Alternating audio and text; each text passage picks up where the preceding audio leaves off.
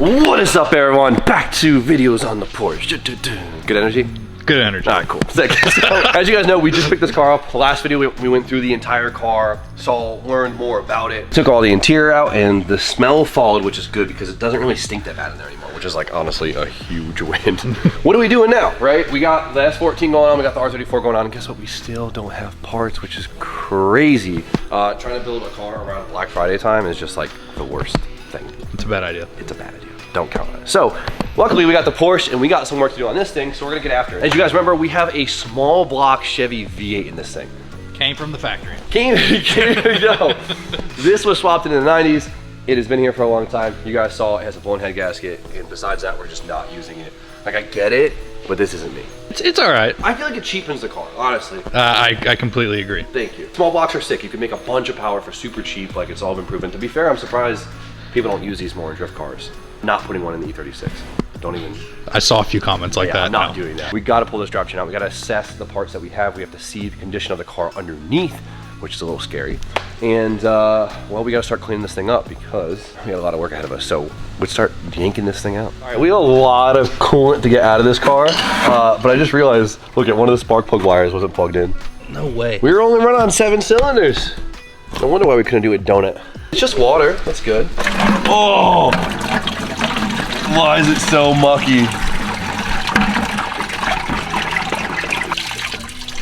Did you smell that? It smells disgusting. It smells crazy. Why does that smell so bad? Like, it's probably the blown head gasket. It's a whole like premise of this like video series. Do you smell that?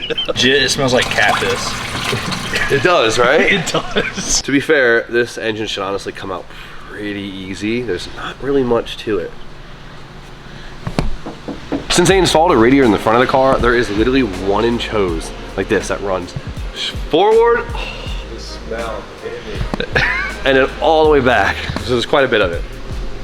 Oh, it smells like cat piss. It does, doesn't it? It's just water and coolant. Small block juice. Small block juice. Funky as hell. I've never been so nervous to get coolant on myself.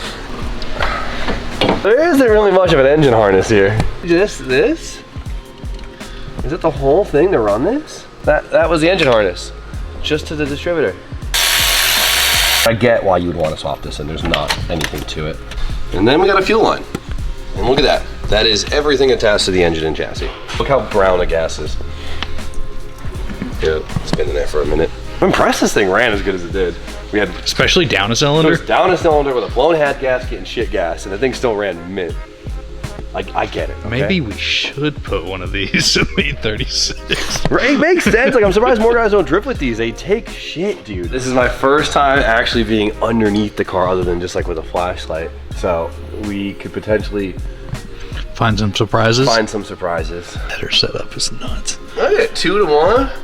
Little bend here. Little catalytic converter, muffler. Think that cat's worth anything? No. DJ and Ann will be under there in a minute. Can't forget about it. I mean, like, Looks decent. it actually doesn't look that bad. Now the big thing is the points where the subframe and everything meet, right? So it's a little crusty on there, but it's not rotted. Yeah, it's not bad. See, the Porsches are nice because they're all wax underneath. Like, the whole thing's just sprayed with wax. Like this right here. See this? Brand new underneath the wax. You ever see people get their Porsche dry ice blasted and they look insane underneath? It's because they're just blasting the wax off, right? There's a little bit of rust on the seam here, right? So this is the edge of the chassis, which makes sense why it would rust there, but it's not rotted. A little bit of a wire wheel and some cleanup and that will come out. I mean, dude, this is made in the 70s. This is an old car. It's been in the Northeast for more than 20 years. It's not, we don't have forgiving climate for this stuff. There's a little bit of rust here, which makes sense because it probably bottomed out a couple times there, but there's no rot yet. What concerns me is you look at the bolt lines that this guy ran, he self-tapped it right into the bottom, which is scary because it's really easy for that spot to rot out now, right? But that's why we could tell that this car wasn't really stored outside. It was just stored in a wet environment, or else this would be holes in the floor pan, I guarantee it. Front looks good so far. Just a little crusty. Like right here, like, so this looks really bad, but this is, remember how I told you there was metal the guy put in for the radiator? This is that, so we can cut this out. This is not part of the car. It's a little crusty on these bolts, but you could tell it's not actually rust. It's just like surface crust. You see that? This is a 70s car. This could easily be so rusty. And it isn't. Like, it isn't at all. It's just, it's got its little nooks and crannies with a wire. It's wire wheel away in a few spots from being perfect. Exactly. It's like, it's a day of wire wheeling and some like rust prevention, and it's good. Look at the V-mount. It's actually mint, dude. It's a really nice V-mount setup. Like, we'll probably end up keeping this. Modern fans on it and call it a day. It's so cool that these Porsches just have the flat bottoms underneath. That's sick, right? I know, it's like one of those things. It's like, what do? Do you just like now get rid of all of the wax and just like undercoat it? But start from fresh. But like, I feel like having this wax coating is like huge, right? Like when guys just dry ice blast it off to make the car look really pretty for sale, I feel like it actually devalues the car, right? But whatever. I mean, we're not putting an air-cooled engine back in it. We already ruined the thing, so. The only annoying thing we got to do is find an elegant way to run coolant hoses to the front of the car, because running underneath like that is just not an option. Like, I get it, right? For someone who isn't a big, you know, fabricator or mechanic, just do some nice aluminum tubes like through the rockers or something, like maybe even in the car, like FD car style. That would be kind of sick. Or you say just polish, yeah, like aluminum, like underneath the passenger seat. Yeah, there really isn't much keeping this thing in, right? There's no front drive shaft because it's only 2-wheel drive, so we got to pull the axles, pull the shifter linkage, the slave cylinder. We'll just leave the exhaust on. I don't care. Just pull the trans and the engine out together? Yeah, just drop it like we did with the 964. I said it had a slave cylinder, but it's actually a mechanical. The clutch fork is mechanically sprung. It doesn't use a hydraulic slave cylinder. Look at this big chunky adapter plate too. It's not bad at all.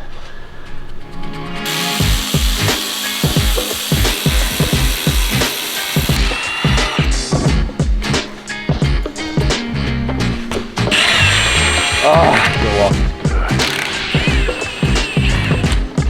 Can I dugga something? In a minute. Let me at him. Just take pressure off this I one. sleep on Master Tech Steve. Master Tech Steve? Frank? Frank. Still that leaf from. That That was some girl you hang out with, older brother. Frank. Whoa. Nah. There's actually a gun company in Connecticut that's closed down now. Marlin Rifles. Hey, yo, babe, I'm taking I this. just thrifted it. I just thought it was cool. Oh, not the piss water. Come on, nah. This one needs a rebuild anyways. Poor thing.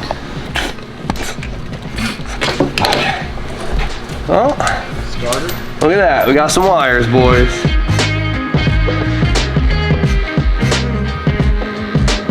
With the linkage from up here. I think this is, do you know? What? The 212s in it, Steve, right? Maybe a television. A fishbowl? Oh, fish balls. Man, Mike. Heard you like air-cooled Porsche, so we put an air-cooled popcorn machine in your bunghole in your back seat. I don't see this going very well. I have nothing else to put this on right now. Everything is like covered. This is fine. That'll be fine, I think. Austin, this is fine. Is it? You say so. Actually, hold up. Go down a little bit, Steve. Yeah, that's fine. That'll be fine. 2 jack stands on the trans? I don't even know, dude. I just don't care.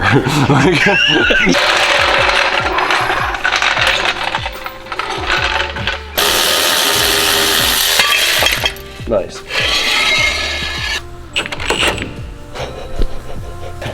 Trans jack is not it, dude. This is the sketchy territory bolt. This is the last bolt. I have the engine wedged on 2 jacks, a jack stand, and like. Don't do this at home. No, this is horrible. I'm setting such a bad example for people right now.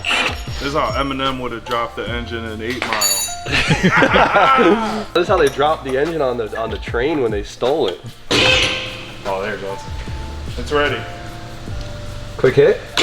All right. Now the linkage is probably in the way. Oh my god.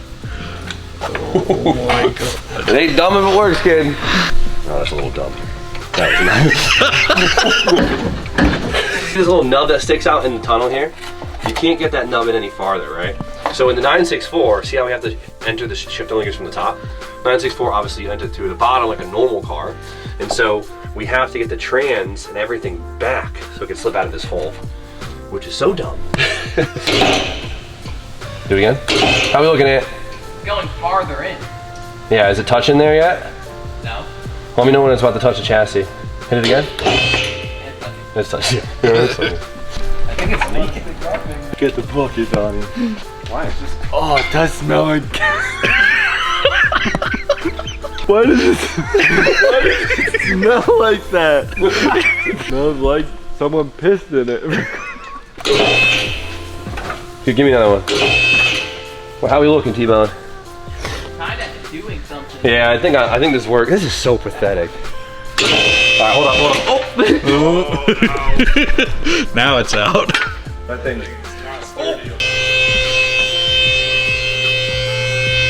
Oh, nice work. Hold on. Stop. What are you yelling about? This is stuck on the trans. Go down a Speed little. sensor? Or cut that thing. Make sure it's sturdy. We're good. There's still more shit. Stop. Oh, good on. What's that shit on that Oh side? shit, that is connected still. Give me it's a 12 mil. We're good. Oh no, no, we're great. Oh, see, it wasn't. It was half caught. All right, go back up, Steve. We'll give him that. This thing just got a whole lot cooler with this thing out of it.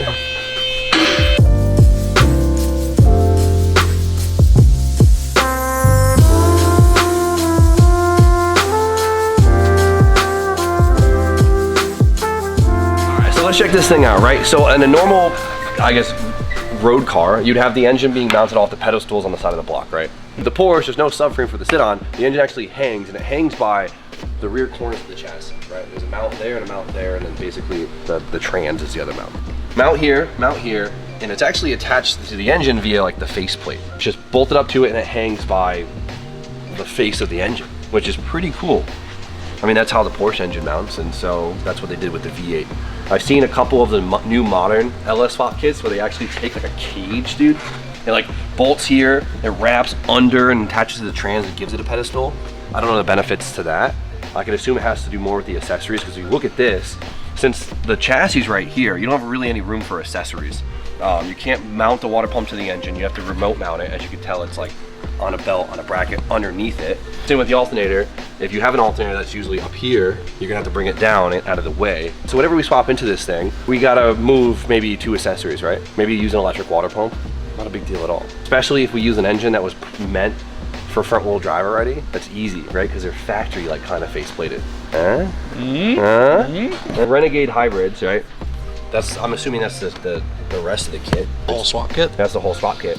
They still make all the modern LS swap kits for the Porsches. So like 996, 997, super common LS swap, right? It's a great chassis to LS swap. You can do it for pretty affordable price considering what the car is. It's sick the fact that they've been making swap kits for so long, all the way from a small block swapped Super Carrera to, you know, LS something or other 997. Like, that's cool. The hard thing with the Porsche swaps is you kind of have to use a Porsche trans, right? Because the transaxle car, so the axles come out of here. And if you try to use a different trans, it's not like you could just use a front wheel drive transmission, right? With a rotated engine. It doesn't work like that. You have to use a transaxle trans, which really what you're gonna get is either the Porsches or the Subarus. The only problem with the Subarus is they spin the wrong way.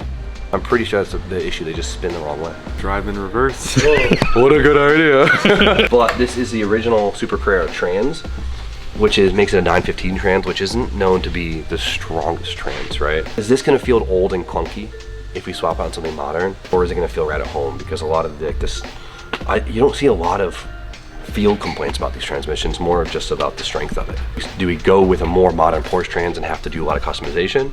Or do we just suck it up and use Keep it simple. Keep it simple. Use the OEM trans. Exactly. Bolts right in. Bolts right in. So all we have to, if you think about it, if we get a trans adapter, all we have to worry about is one engine mount, which is the one in the face of the engine, and the rest is It bolts right by the trans. It bolts right by the trans, and the rest of it is just a typical engine swap. I don't want to make this car like a rocket ship. Fun weekend cruiser, something to rip around town and make good noises, a nice driving experience. So big question is, DJ, what engine do we put in it? I'm kind of stuck on a 4-cylinder. I know.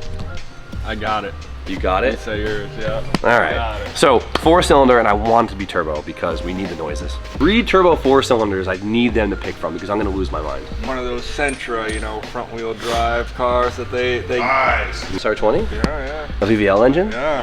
That's sick. Nice. You could do it. We could do an SR20, and we could do an original VVL engine, which comes with a VVL head, which we know is gangster, and it's already a front-wheel drive engine, so it makes it easy.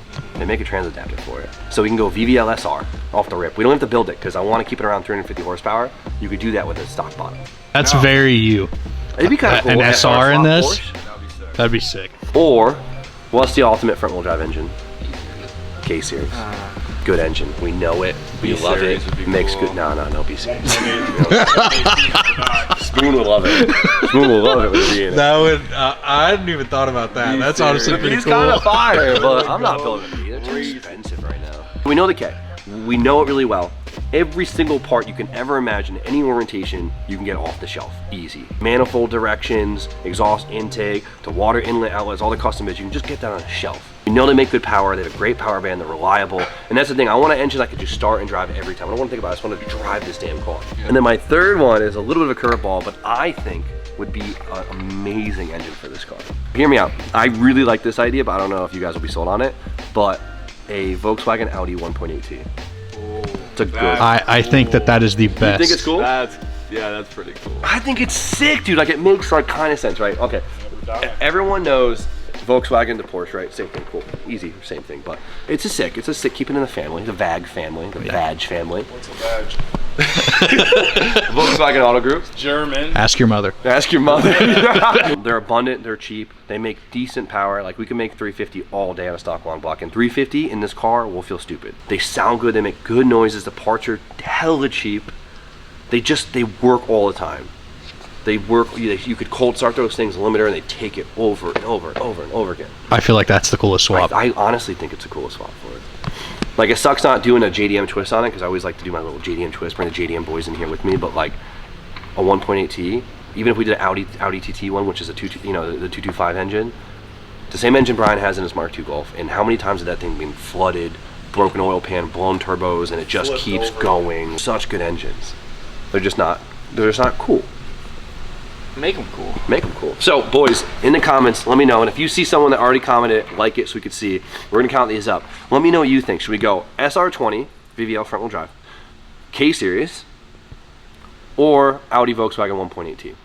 The noise coming from this with that would be so cool. Or B Series. I guess, yeah. B Series. Put that in there. Yeah, don't waste it. B would be cool, but I'm not putting a B Series in this. So, are you going off of what the people want? Yeah, there's 3 comments. I'll give you 3 options. 4. No. There's 4 options. No, there's 3. Austin, you better. Look at this SR at the depot right So he's already looking at SRs. As soon as I figure out the engine, I can order the adapter plate if we use this trans, and we can get right to work on mock-up. That's what I want to do. I want to get the engine on ASAP, make them out, make all the custom bits, then so we could take it all out and then get the chassis looking nice and new and get the damn car together. Oh my god! Why is it so close? I don't know, dude. It's nasty. Like, this sucks. This poor car has so many holes in it now. It's just, dude, it looks like tar. This radiator fuel cell setup is actually really nice. So if you look how the fuel cell sits in here and comes out so you can get to the hoses right here, and it's super sealed. Like, it fits extremely well. It's like industrious as it looks. Like, I might just keep it, like, sand it. Like you said, yeah, just sand it down, polish it up. Why fix what's not broken? Let's get this thing off. It's a pull type clutch. Usually gotta pull something in here. I don't know how. There's nothing to, like. You're just sticking the pry bar in places. This makes sense. You gotta pull this neck off. Hopefully remember how to put it back on. There we go. Yeah, there's progress. There she is. Ah, this thing's so much heavier than it looks. What the doesn't this thing look light? Clutch doesn't look that bad. It looks clean. Dude, it's not bad. This thing was probably so mint when it was installed. The car has 80,000 miles. Like, that means this trans probably has 80,000 miles, and like, it was in California most of its life, right? Actually, its whole running life, it was in California. Yeah, this thing's actually mint. I mean, It doesn't look like it's in bad condition. No, I mean, the thing has very little runtime on it, right? Even after this, even though the swap was done 20-something years ago, it obviously hasn't been driven. Huh, not bad. Funny thing is, I guarantee, like, we could probably use this clutch on whatever adapter kit we get. I probably won't, but, you know what I mean? We could, though. We could, though. Like, there she is, adapter plate. swap kit for this thing now. If anyone wants to buy the small block to 915 trans adapter plate, flywheel, and clutch, I will sell it cheap. DM Steve. I feel too guilty like tossing it. Somebody out there needs this. Someone. I hope not, but someone might. See, I was gentle with it. DM Steve. This engine was probably rebuilt at some point, and we were told it was a crate engine, but you know, information kind of gets screwed over time. But if you look at the block casting, it actually says, if we did our correct Googling, it says that this came from at least the block came from a 63 Corvette. The heads, I guess, are a 416 head. I don't know anything about these, but I feel like that's kind of cool. Came out of an old ass Corvette. Yeah, that's a C1. I think that's a C1. You lost me after C4. I don't think these are really worth much money. Actually 63 Corvette sounds so old, but like to our parents, that's kind of like me owning a 240. You know, it's like the same age difference. We're gonna be boomers one day. We're getting there. Honestly. We're already getting there. Hanging with my 350. Put this to make a coffee table out of this, you know, like really make it count. So we're doing a lot of dismantling, a lot of talking, but it's part of the process, and I really want you guys to learn a lot from this project and really follow along and know every little detail about the car as we go along. Honestly, probably even a little more than we usually do, but this car really interests me. A lot of people don't usually build these in this realm of YouTube, I don't know. And so it's cool to kind of dive in this together and really like get an understanding for it, especially if, you know, it's similar to 964, but I still have a lot to learn about that car. And it's cool to learn something brand new, right? It's like a little overwhelming at first because everything looks different. There's every little corner, you don't know it all, and it's cool to really take it in and figure it out. That's the exciting part. That's the exciting part. Like, I honestly I haven't been this excited for a build in a really long time. I'm really enjoying myself, and I'm honestly kind of enjoying taking my time and really diving into it. Of course, guys, for now, let me know what engine you think we should put in this car. I'm all over the fence. I really like the one. I really like the 1.8T idea. It sounds a little dorky at first, but if you think about it, I know Austin's all for it too. That's my favorite option. Yeah, I think it'd be amazing in this car. But either way, turbo 4-cylinder, I think will be in here. Screw doing a Subaru box or anything else. Like, it's definitely a cool option, but not for this one. So for now, you guys know the deal. Like, comment, subscribe. Stay tuned for more content, and we'll see you guys very shortly.